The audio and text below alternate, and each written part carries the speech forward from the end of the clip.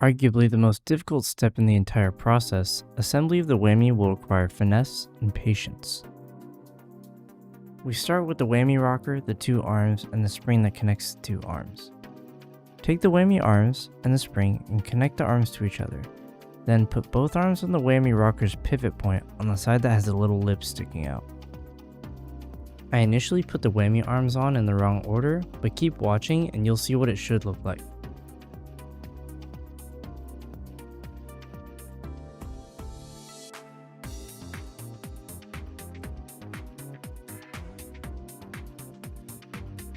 You'll know that it's installed correctly if it can stay in place without you needing to hold it there.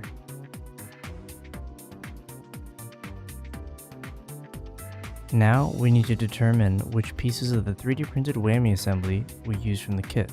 Pick up the guitar. Using the frets and strum peg as an indicator of what is up and down, we can determine that we need the left side Whammy assembly, as there is space for where the original potentiometer went. So on both the top and bottom pieces of the 3D printed assembly, there are L's and R's. We want to use the pieces with the L's. Break the halves apart.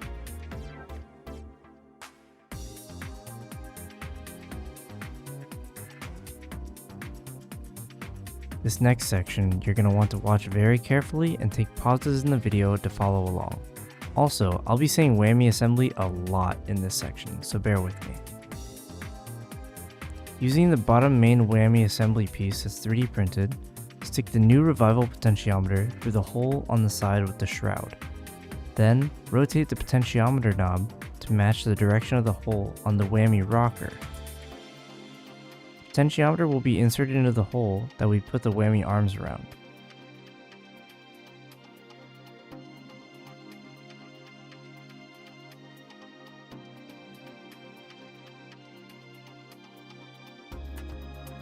Now take the rectangular plate piece we kept from the original Whammy assembly and insert it into the other side of the rocker. Notice that there is a shorter side and taller side. You want the shorter side to match the piece that you've already installed. You can tell the difference by looking at the profile of the entire assembly.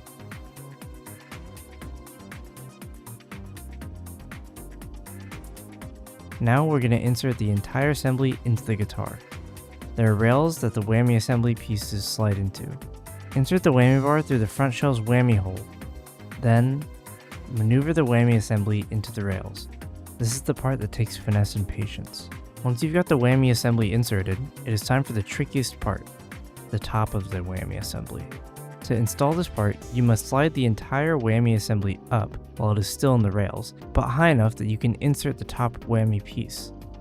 The top piece has 3 little pegs that stick out that act as limiters for movement of the Whammy arms. They all have spots to fill. The middle peg fits in between the 2 white Whammy arms under the spring. Both the top and bottom pieces come together like puzzle pieces and will slide back into the rails together. As I mentioned, this is the trickiest part, so keep retrying if it's giving you trouble.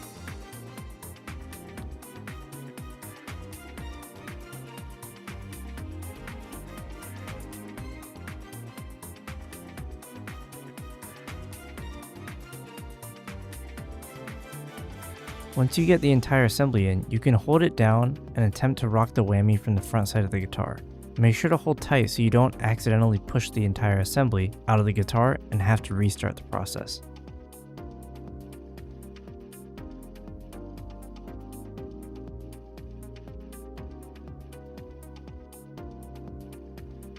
Now that the assembly is complete, plug the cable coming out of the Whammy potentiometer into the Whammy port labeled on the Revival strum board. I also suggest doing some cable management for this. Moving on, we must now install the authentication cable and USB-C port.